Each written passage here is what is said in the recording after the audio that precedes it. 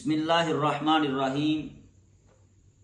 बेलियो तो सज्जनों, अगर जिगर ख़राब है, जिगर काम नहीं कर रहा, जिगर के अंदर गर्मी है, ठीक है जी, तो ऐसी सूरत हाल के अंदर एक ही चीज़ मैं तुहानूं दसन लगा, इनू इस्तेमाल करो।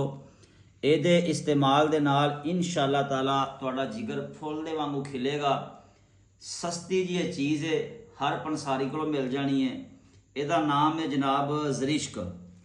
ज़रिश्क नाम याद रखना है। इस तरीका इस्तेमाल है कि रात को एक गिलास पानी के अंदर एक चमची पा दिओ, सवेरे उठ के पानी पुन के पी लो, सवेर को भ्यों दो तो शाम को पी लो।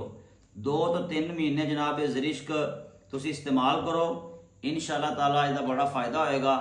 खा भी सकते हो, किसी किस्म का नुकसान कोई नहीं। जिगर वाला इस्तेमाल करो, आप कराओ, आप भी करो।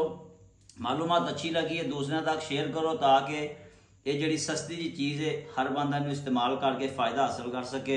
अल्लाह ताला सब नूं सेहत तंदुरुस्ती वाली ज़िंदगी अता फरमाए।